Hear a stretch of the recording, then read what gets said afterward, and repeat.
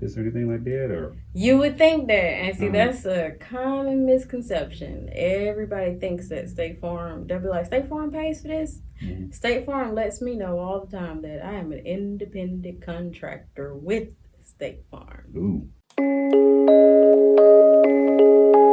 Yeah.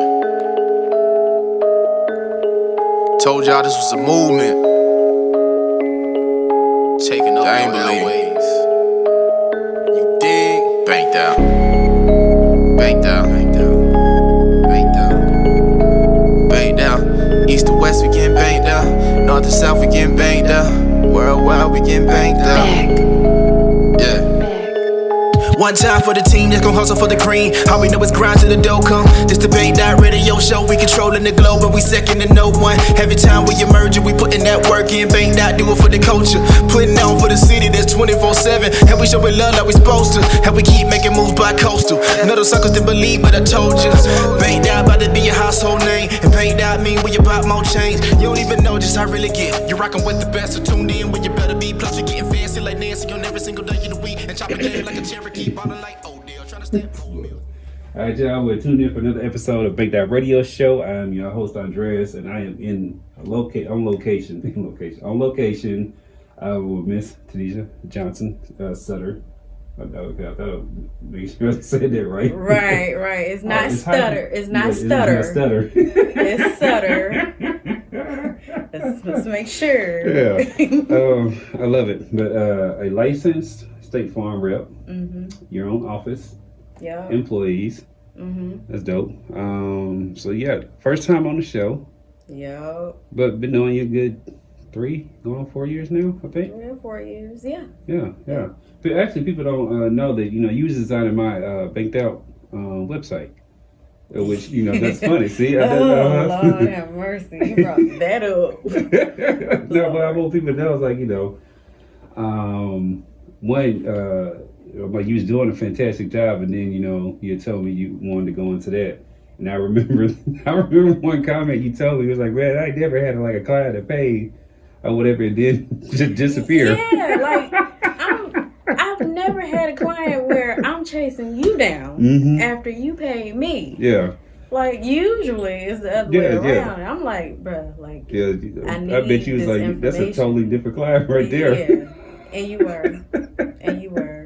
I was like, wait here, dude. Like, yeah. And you came to the Red Dress for a Top Party. I remember that year you came there, you and your husband. Me and my boyfriend at the time. Oh, well, congratulations. Thank you. But yeah, so entrepreneurship, I forgot to do my ads. Okay, for everybody out there, if you're in the Macon, Georgia area, you need mental health services. We do have the Macon Mental Health Matters program, which you can call the number 478-741-1268, or you can go to MaconMentalHealthMatters.com and register and be able to be seen for free. That program is funded all the way till March. So go ahead and get your services in. If you want to participate in the events that go on as well, go to that page, go to the events tab, and be able to see all the different events that happens with that. For everybody in the Middle Georgia area, y'all want to experience a fantastic night out, go to a Black Excellence, and I'm talking about Black Excellence because I've been there, event establishment. You can hit up 44th and Madison. They actually have a Winter's Ball that they're doing December 17th, the same day as the Make That Christmas Party.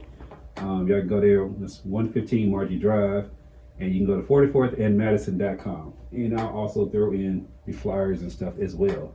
But yeah, okay, so let's take it back a little bit. When I met you, you was working on the app. Yeah. And it was a directory for Black businesses. Yeah. I've come across a couple other apps that actually function in that same capacity, but they haven't like blown up or nothing like that. But we all have strides and stuff like that. But then we also, I would say, run our businesses differently. That's everybody true don't too. run their business the same. That is also true. So from doing that and transitioning into something like totally different, because I don't think prior to you becoming a licensed agent, did you have any insurance experience? I did, actually. You did? Yeah. Okay. So In 2007, I worked at Allstate for a little while, but I was like in my early 20s. Okay. Like, I could have ran the Allstate Yeah. if I wanted to, because it was my uncle's and he Yeah. wanted to pass it on to me. Oh, okay. Yeah. So it was in the family. It was in the family. That's what's up. But, like Yeah. I said, I was in my 20s. Yeah. I wasn't ready. Yeah. But they say, the older you get, the more wiser you become. Yeah. Just think if in your 30s and in your 40s, I'm 40. Mhm. So if in your 30s and your 40s, if you have that knowledge and wisdom, but you have a young person's body like in your 20s, how dope, like, what I'm saying? Somebody Right. what's the saying? The youth is wasted on the young, or something like that. I see that now. Yeah. Because in my 20s, I'm like, I could have done more. Like, I didn't start my first So business much until like 27, 29, something like that. Yeah. But I'm like, that's like 20s. Yeah, because even out of not high school, even out of college, when I was at Fort Valley, graduated, what was it? I graduated at 23, 24, something like that. I still wasn't like hitting it like I should have. Mm-hmm. So what inspired then to go into the insurance, even though I know you had you was around it and your uncle had, the infrastructure for you. I'm sitting there stepping on the cord. Uh-oh. What made you want to jump into it? Because I'm like, you could have easily went into something else. All right, so I'm going to make this story as short as I possibly can. Mhm. Okay. All right, so did that at Allstate. Mhm. Wasn't thinking about insurance anymore. Yeah. Then I moved out here to Bonaire because I was living in Memphis at the time. Tennessee. Memphis, Tennessee. Oh, okay. Yeah, They Memphis, still had Tennessee. Jerry curls there. I think so. I'm from Nashville. I think I seen a few people with some Jerry curls out there. I always pick up Memphis folks. Man, more love to my Memphis folks. Just in case y'all see this, but Yeah. so I moved away from Memphis. I moved to Bonaire, Georgia, and Okay. I lived with my auntie because I had to get up out of Memphis. That was a totally different, culture shock and everything. You went Yeah. from bigger city to Bonaire. I'm like, Right, yeah. but I moved to Bonaire with me thinking that I was going to end up being in Atlanta too. Oh, Because my aunt lived in Bonaire. I'm like, well, I'm living with my aunt, getting my Mhm. stuff together, and I'm going to Mhm. move to Atlanta. Yeah. Where I started working at Geico. Mm. Now you see where this is going, right? Yeah. So Geico got me trapped Uh-huh. for a Yes, they good do. 7 years. Yeah, they get a lot of folks. Yes. So, you get into a good job, they pay you decently. Yeah. And then they give you benefits, and you Mhm. think, this is the best I can do. I might as well just go ahead and retire. You don't think about anything else. But as Yeah. soon as I got a taste of me doing the app and Yeah. then me doing my nonprofit, I'm like, Mhm. you know what? I don't deserve to be treated like I'm on a plantation. Yeah, exactly. So I'm out. Yeah. And in November of 2016, I remember the date and everything because Mhm. it was for my birthday. On my birthday, Oh, I wow. quit. That's what's up. Yeah. So, there's your birthday gift. That was my birthday gift to myself. I quit and That's went to what's up. Vegas. She quit and had a good time. I sure did. Me and my auntie. So I went to Vegas and I came back and I said, you know what? Mhm.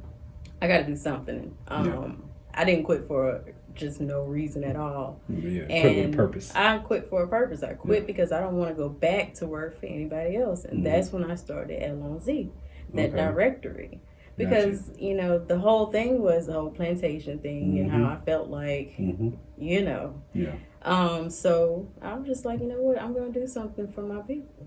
And that's what I did. That's what's up. I did that app with the directory Mhm. and everything. And then there was somebody that knew that I had insurance experience. I had experience working with the nonprofit, Mm-hmm. and I also had experience in marketing with my Mhm. app. Mm-hmm. They put those three together, and it's like, you know what, Tanisha, Mm-hmm. she might be a good insurance agent. You need Okay. to watch her. So Yeah. a stranger reached out to me Mm. and said, There's most opportunities, it is. yeah. Yeah. So a stranger reached out to me, Mm-hmm. Mr. Jackson, Mr. Roger Jackson. Mm-hmm. I'll go ahead and call his name out, Mr. Roger Jackson. So Mr. Roger Jackson reached out to me, and he was like, Tanisha, someone told me that you would be a good person for this job. Why don't you try it out? And I was like, Mhm. you know what? I just might do it. Mm-hmm. And here I am today, 3 years later. 3 years later. Wow, that's what's up. Yeah. So how was it going through the process of getting licensed and everything? Because I heard that can be like a very taxing process, as far as like, you know, just the mental fortitude of it. Some people can't pass their license exam the first couple of tries, whatever. My graphic designer, Shamika, she actually, was she Allstate, I want to believe? She actually passed her thing, but like I was sending her work to do. So Yeah. man, you know, I gotta do this on the weekend or whatever. I gotta study for this exam, and it's like I can felt just by messaging her, I could read where she was like, you know, it was a very stressing time. So Yeah. Well, it depends. uh-huh. Because stress is all what you make it. Yeah. I mean, you either are gonna just grind it off and let it bother you, Mhm. or you just not. You just won't. Mhm. And I didn't let it bother me. I'm just like, you know what? My main focus is on this money and making a good living for me and my family, Yeah. my future family. Yeah. At the time. Yeah. So they gave me 2 weeks. I had 2 weeks to get licensed Mhm. in property and casualty Mhm. and life and health. Mhm. I did it. Yeah. Yeah, and they also wanted me to get my mortgage license too, but I failed that one Mhm. about 1 point. I heard that one was like really hard too, though. It wasn't hard. I just didn't have enough time. Oh, okay. It was too Correct. much to Yeah, too to much to cram. cram. Yeah. And I had to do that so that I can get the opportunity Mhm. to be an agent. Now, it's different if you're working for an agency. They'll give you enough time, maybe 30 days or something like that. But for the opportunity that was put in front of me, Mhm. I had a certain limit of time to Yeah. get that done. So it was a little bit more stressful. But I don't think that it's as stressful as people make it out to be. I think that as long as you really pay attention, Mhm. you put your mind to it, Mhm. you can do it. Yeah. If I can do it, I tell everybody if I can do it. Yeah. With you my knew I can do it. with Yeah. the way that my mind works, if I can do it, then anybody can do it. You just That's have what's to up. make sure that you focus. So with the okay, I was looking on the back to see if you like had which areas can you help people with. So what Sure. are the areas? So you can do property insurance, Hmm. you can do life insurance Hmm. and health insurance. Well, the health and the health insurance is a supplemental insurance that we Okay. offer. So like a hospital indemnity policy. Oh, I got you. Yeah, and like a short-term and long-term disability policy. Okay. Yeah. So what's the bulk of your I guess like services and stuff right now, or what are people gravitating towards? Now, you know, everybody want auto insurance because it's mandatory. Yeah. If it wasn't mandatory, people would be driving around here with no insurance all the You know, time. I'm like, Let me turn this down. hey, you know, when phone ring, you know, that's money. Yeah. So I get it. I love it. That's a good sign. Uh-huh. You don't want to be somewhere and the phone don't ring. Right. Ooh. We got a lot of those. But No So- comment. okay, so take us through like, you know, the structure of, you know, establishing your own office, because, you know, to me that's a little bit different than like starting a business from scratch. Yeah. Me, I would think that you would have some type of tools and resources you can gravitate that are, you know, State Farm approved, or like they put you through, you know what I'm saying, some type of training program, or do they assist with like opening an office or anything like that, or? You would think that, and see, Uh-huh. that's a common misconception. Everybody thinks that State Farm, they'll be like, State Farm pays for this? Mhm. State Farm lets me know all the time that I am an independent contractor with State Farm. Ooh, I already know what that means. So Yeah. basically you're allowed to use the name, but everything else is on you. Exactly. For Exactly. everybody out there, you don't know, that's what that is. That's exactly what it is. And Woo. that's what a lot of the different insurance companies too, who Mhm. have agents that own their own agency. Are you required to pay for the name? Like, do you have to pay like a royalty or anything on the name? No. Okay, but they license you the name, but they can take it back. No, because they don't license me the name. They own, my name is Tanisha Johnson Sutter State Farm. That's it. Oh, so like, And it's State Farm agent. It's not Gotcha. Yeah. So they separated. Mm-hmm. Okay, because I was about to say, what if somebody just out here wilding or whatever, and then State Farm gets a bad, rap from somebody out here wilding. And we make sure as an agent that Yeah. when we post stuff and when we market stuff that we Mhm. put, we are an independent agent and we're not an employee of State Farm. Yeah. We make sure that we put that information, or we hire somebody that makes sure that they put that information. Okay, so in what there. about like documents and stuff then, like databases? I'm like, because I'm sure you had to build that all yourself too. No, see I was about to that. say, I'm like, dang. Those things are already built by State Farm. Okay, And they gotcha. don't include my name. I mean, they may put Yeah. my name, my signature at the end, Yeah. but it doesn't have my stamp on it. It says Yeah. this is State Farm proprietary information or whatever Mhm. the case may be. Like, they'll differentiate themselves from my office Oh wow. if you pay attention to Yeah. it. But if you don't Okay. pay attention to it, you think all State Farm. So okay, so do you mind like going into like numbers or whatever? Like what would it take for someone to set up an office of this magnitude? Like a good ballpark figure. Well, Because you got your own personal office space. Yeah. You got like I think I saw a brick room back there, mm-hmm, and then two private offices, mm-hmm, and then it looks like a sales or a customer service rep out here, mm-hmm. and then like a section for receptionists Yeah. in the front. All right, so And then, let's you see. got computers, equipment, It's telephone been- lines, all that It's stuff. been 3 years since we first started. Yeah. So let me see. I think at the beginning, it'll probably take about 15 Okay. to 20,000 to set up. Yeah. And that's of your No. own personal money. Yeah. And that wasn't this size, was it? Was that a smaller office when you first started? Like a one woman show type situation? No. So I started off with 2 people. Oh really? Yeah. Yeah. What's up? I started off with 2 people. They came on with me. I hired them right before I started. So I Mhm. started January 1st, Mm-hmm. 2019. Oh. Yep, and they came in January 2nd because I wasn't going to have them work on January 1st.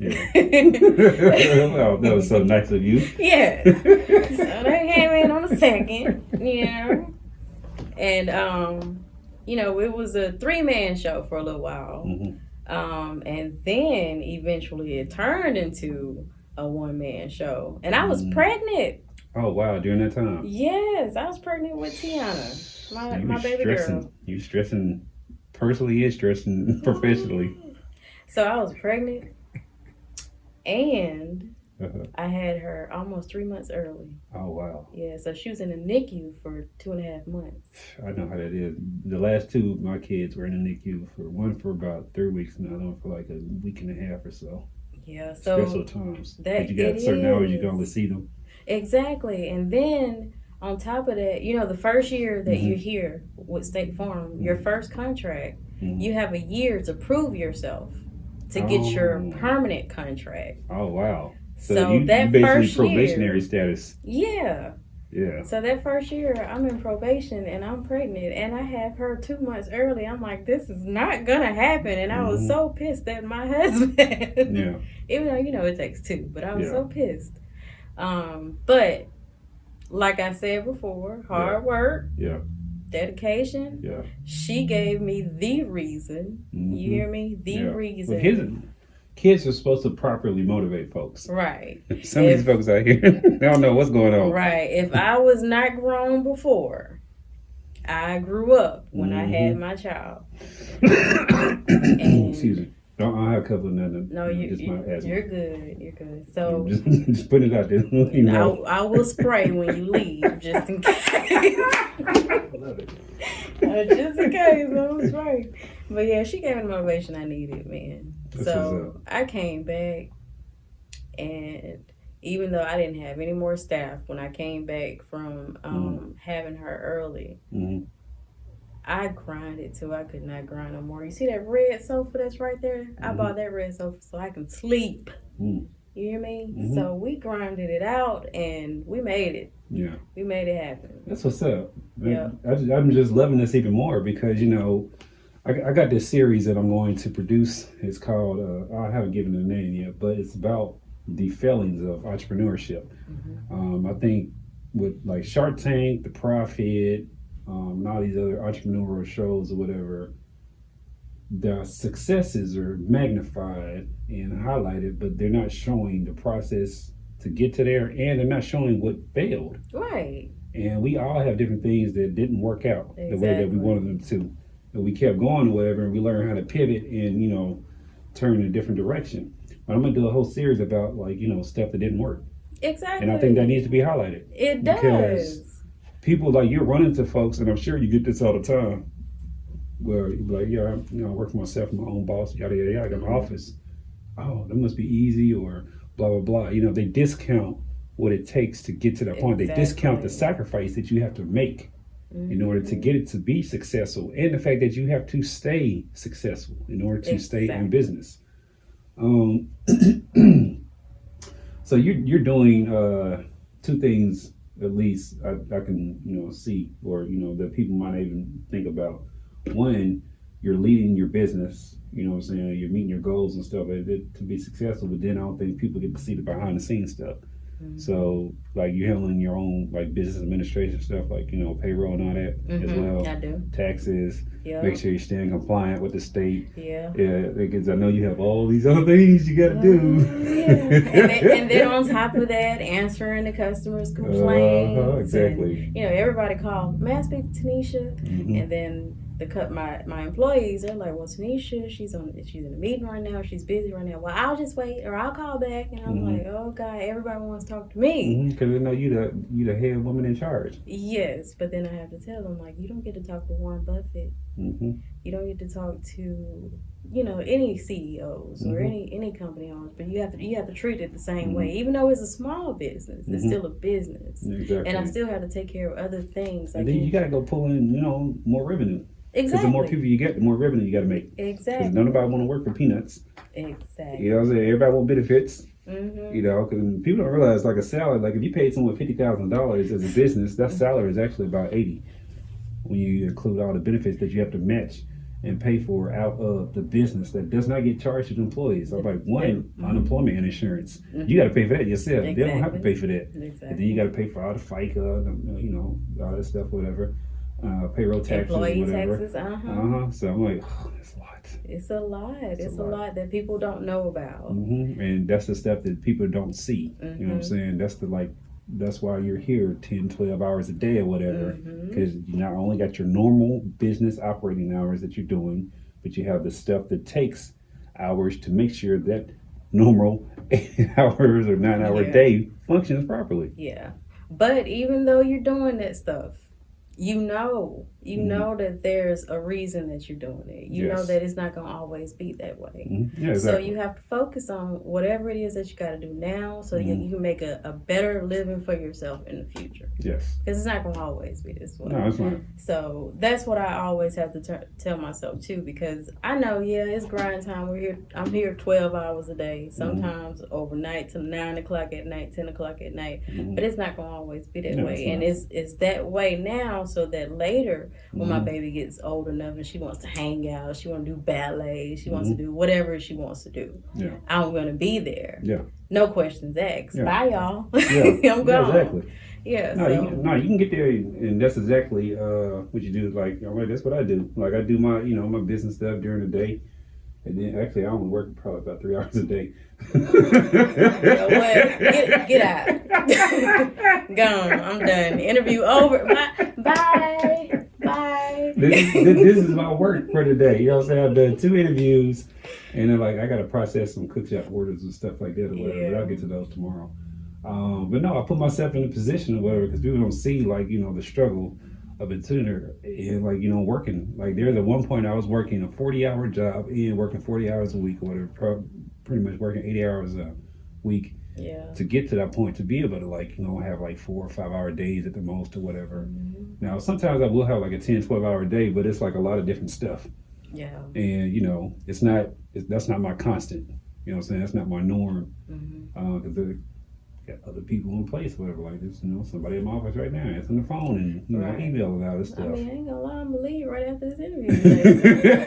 Yeah. But it'll happen more regularly. Yeah, exactly. It'll be able to happen more eventually. regularly. Yeah. So when you decided to pursue and really dive in, what was your immediate circle's reaction? Were they like, okay, cool, we're gonna rock with you, or they like, oh no, you know what I'm saying, hold up, you might not want to do that? All right, so the person that's closest to me is my husband, right? Mhm. So I'm not gonna lie, I chickened out Mhm. at first because I felt like, you know what, this is just too much. Mhm. I'm pregnant. Mhm. I can't be stressed. I cannot do this. It's just Yeah. too much. And he was the one who was like, Bun, that's my nickname. Mhm. Bun, you got this. Mhm. You can do it. I Yeah. got you. Yeah. Whatever you need, I'll give you a foot rub every night. I got you. Mhm. This is going to be the greatest opportunity for you and our family and us. And you can do this. Like, I can see Yeah. this for you. And he encouraged me to get it done. And then, my immediate family, like my mom, my grandma, my aunts, and all of them, they Mhm. were supportive. That's what's up. Like, they really loved the idea of me doing this. They were so proud. And still, like, to this day, my mom comes and she visits, and she just looks at me. And I'm a little self-conscious, a little bit. Excuse me. So I'm like, oh, what are you looking at? Well, looking at like the success. And that's what she would say. Oh, I'm just so proud of how you handled that phone call. My Mhm. baby, look at you. Look at Mhm. you. Look at that professional. So I'm like, okay, thank you, Mama. Thank Mhm. you. But And that makes me feel good. And a lot of people encourages me. don't chase their goals. Right. Or a lot of people won't, take that jump and really put themselves out there. Some people, they'll tiptoe in. I'm like, you full fledged, you know what I'm saying? Right. I You jumped out in there. there. You jumped in there, jumping in the Head ocean. first. Exactly. Big old, you're like you're jumping in the ocean. Splash. Yeah. Little drops. Right. Mhm. Yeah, I did.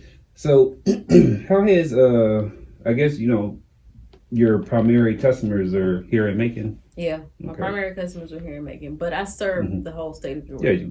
exactly. How has the reception or response been? Are people gravitating? Were they like, a little leery at first or whatever? Or Yeah, people are afraid of change. Mhm. And I took over a book of business for a man that had been established for well over 20 years. He's been in his spot. So I took his spot in Mhm. this very building right here, Mhm. Mr. Alfred Jones. Mhm. And they were so used to him. Yeah. And also the person that worked for him, they were used to her too. Mhm. So when they heard that I was taking his place once he retired, some of them left. Mhm. Someone was like, I'm going where Leslie is. That's the chick that worked for him. Mhm. And I'm like, but no, don't do that. Give me a chance. Yeah, give me an opportunity. But after a few times of saying that, I got a little tired. Well, you know what? Just go ahead, because you're not gonna get there where you would get over here. And I had to make sure that I encouraged myself, because that was a little discouraging at first. Mhm. Because people were not as accepting of me taking over, because for one, they don't know who I am. Yeah. Because I'm not from Macon, one. Two, just because they were used to Mhm. a certain person, and then she moved to another agent, so they just gravitated towards that agent's office. Mhm. So it was a little discouraging, but then eventually I was just like, you know what, I know my worth. I know what I would do for my customers. Yeah. I know that I would just break my back to make sure that they'll be okay. So I'm okay with it. If you Yeah. want to go somewhere else, go. Yeah, And exactly. eventually the ones that did stay, they know Mhm. that I'm going to go to bat for them. That's Yeah. why they always call and say, I want to speak to Sneesh. Mhm. Now, I'll wait. Yeah. that's dope though. So like, what have you learned that you didn't necessarily think would happen in this particular industry? What have I learned? Mm-hmm. Like, give me like one good thing that like really sticks out in your mind, or something that was shocking, or it's like, wow, I didn't realize this came with this territory. Well, I can tell you something that I learned about that I didn't know too much about before I started working here, Mm. which is, I don't want to sound like I'm doing like a spiel and trying to sell anything, but it's the truth. I learned about life insurance. Mhm.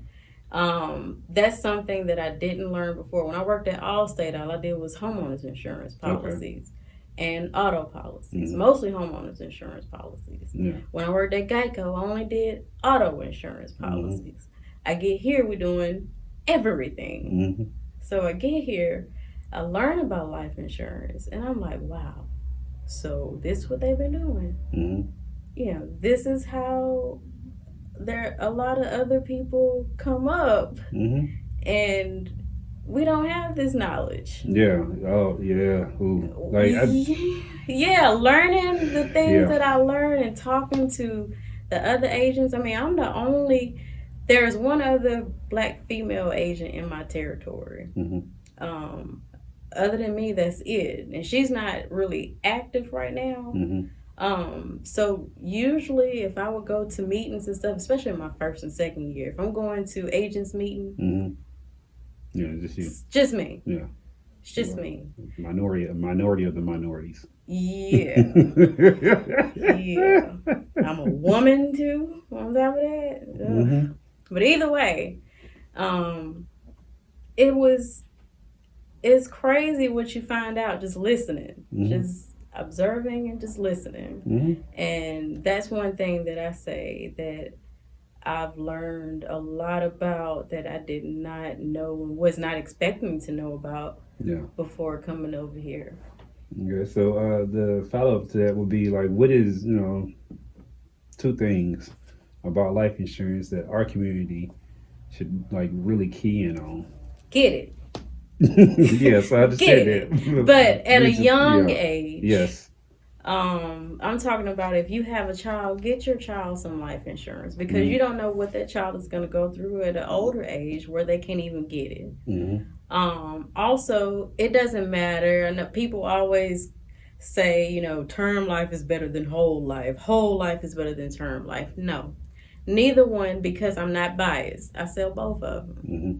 So one of them can be better for one family. The other one can be better for another family. It just depends on your circumstances. Yeah. Talk to whoever it is. It don't even have to be me, but talk to whoever it is about what's best for you and your family so you can get the better bang for your buck. Yeah. And if you feel like that agent, that insurance salesperson or whatever is just trying to get your money, go somewhere else. Mm-hmm. Because you need to get to somebody that's going to really educate you and not just sell you something just to be selling you something. Yeah. I got three policies on myself.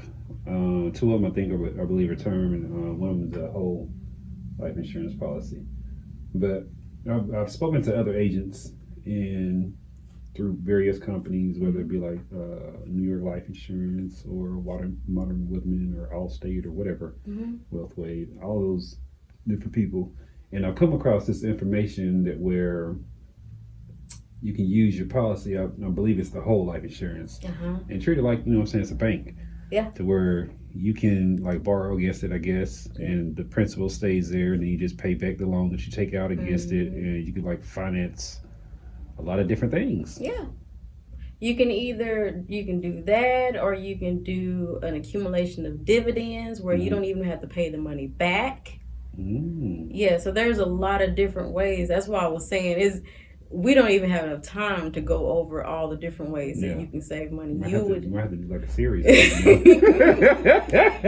I will, but there's a lot of different ways that you can. There's even a thing called a term policy, but it's called a return of premium policy. And it's just like it sounds, return of premium. You get all your premium back at the end of the term that you paid into it.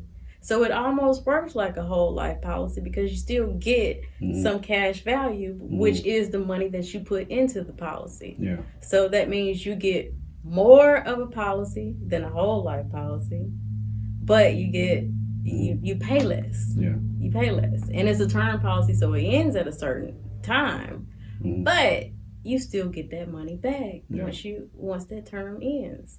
Yeah. So who would that be good for? Who do you think that would be good for? People who's like someone who's 20 pay into it, and then like say if you do 10 years or whatever, and you know your mortality rate is low or whatever, so paying the 10 years and then at 30 or whatever, you start your family or something like that, you got a nice little cash flow. Right, exactly. Oh, so I hit the nail on the You head. hit the nail on the head. You hit the business and marketing. Listen now. Listen now. You need to go get a license. No, people have actually tried to do. That's not my thing.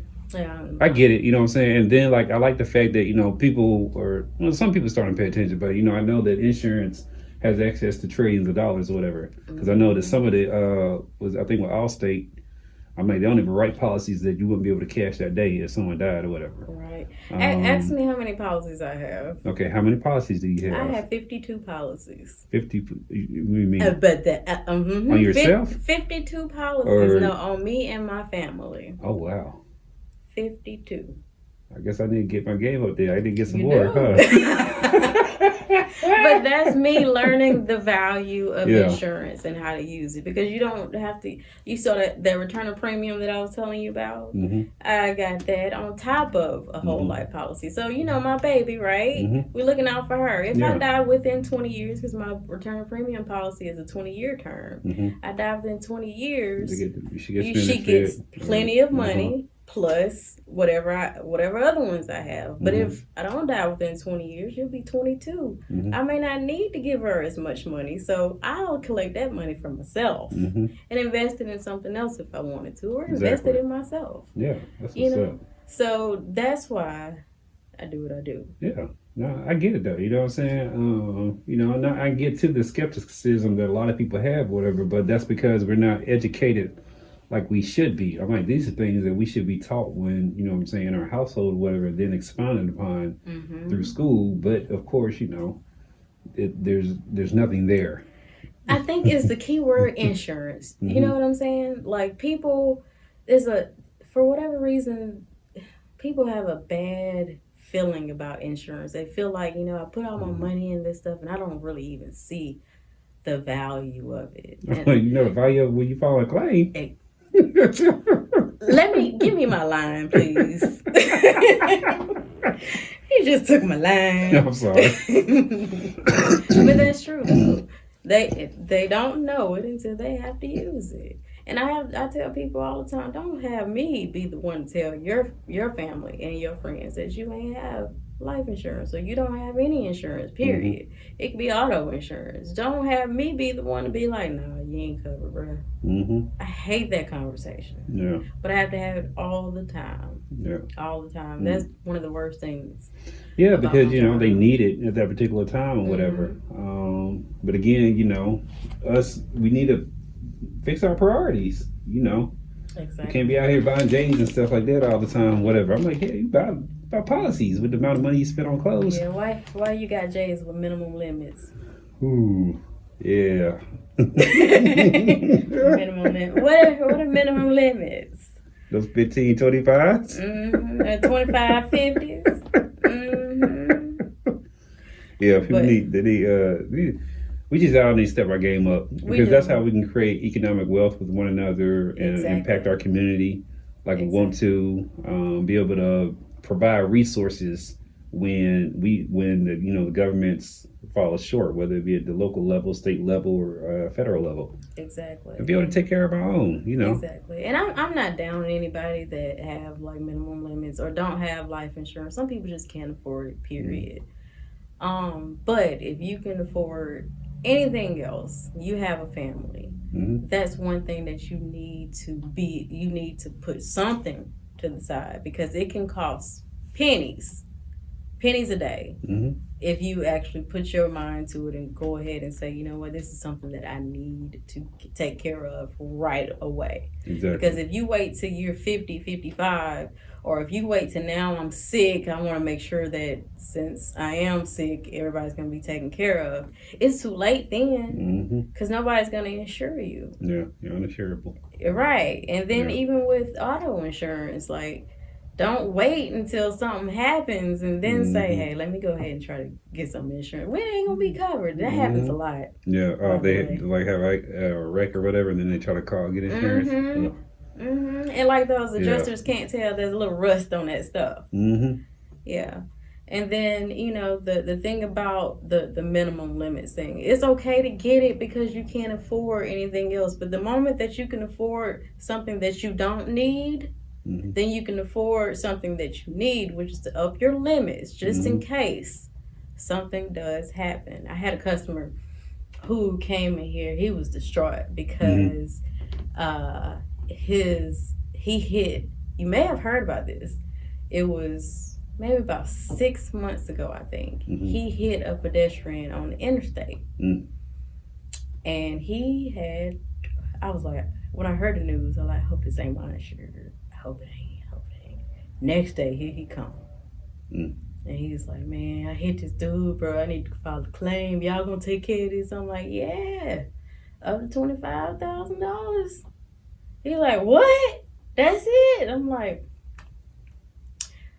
remember when we sat down and we went over your limits?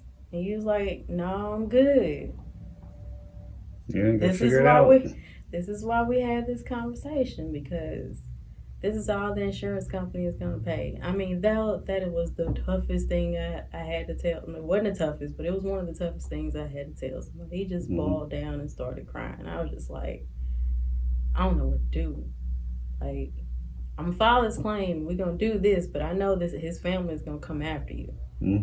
We just going to hope to God that they don't try to take all your money. Because in the state of Georgia, they can garnish your wages up to 25% for a claim. And people don't know that either until they go to court. Yeah. So I don't know about you, but I can't go 25% without my check. 25% of my check is just not too much money.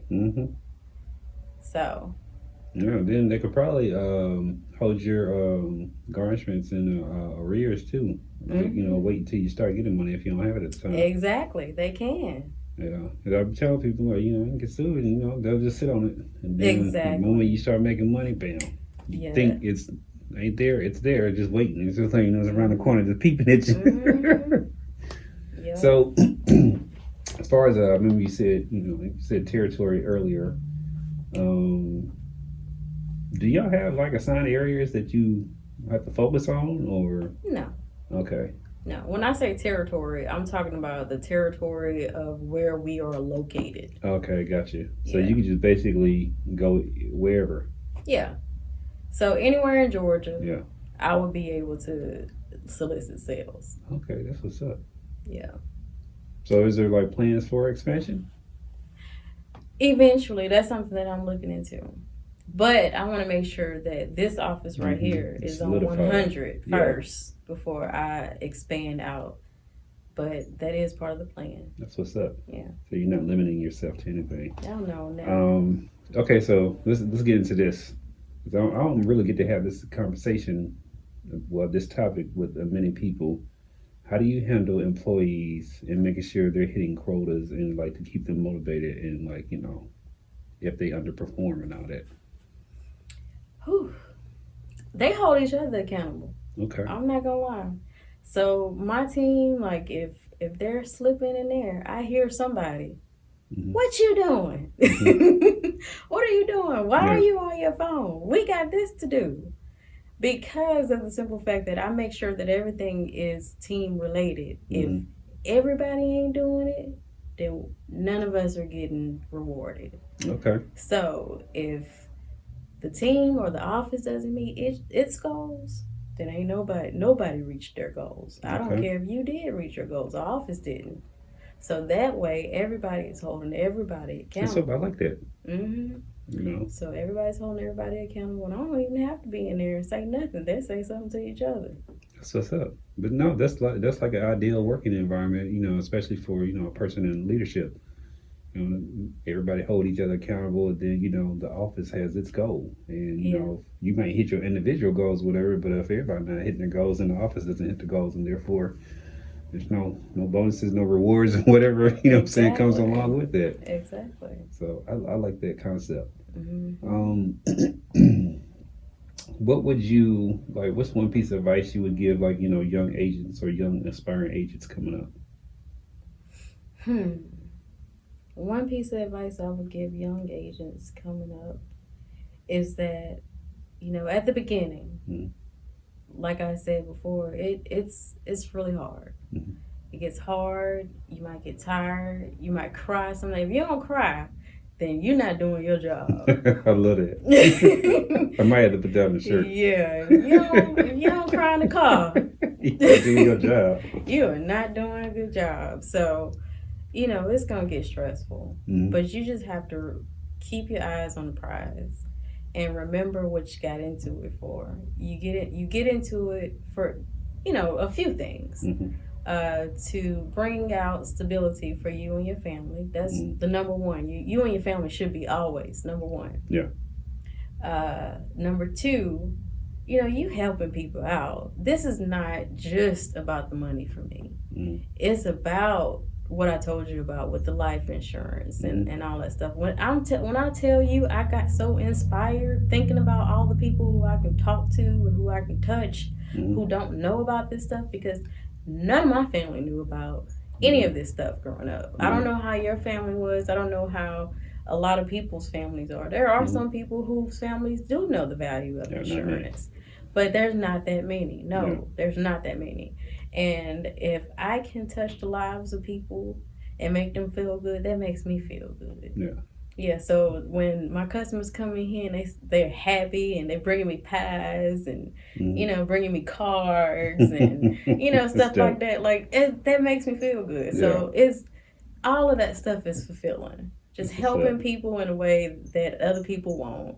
And also being able to provide stability for your family. When you start remembering that that's the reason why you're doing the things that you're doing, then it's all worth it. So whatever struggle, whatever tear, whatever you're going through, just remember what you're doing it for. That's what's up. Know your why. That's right. Everybody out there, you know, you can. This is the 4875 Log Cabin Drive. You give them a call at 478-788-7669, or you can go on the web and it's www.agenttjohnson.com. Y'all make sure y'all go and inquire and support. You know, there's nothing wrong with supporting black businesses, ma'am. Thank you for your time. I appreciate it. Definitely look forward to sending people your way. And, you know, I definitely, you know what I'm saying, want to come back and be like, you know, what y'all doing now? You know, how big you done got. Right. Definitely looking forward to that. I'm looking forward to it too. All right, well, you know, I'm gonna get out your hair. All right. So I know you busy and everything, but you know, y'all keep tuning in and you know, y'all support. Thank you.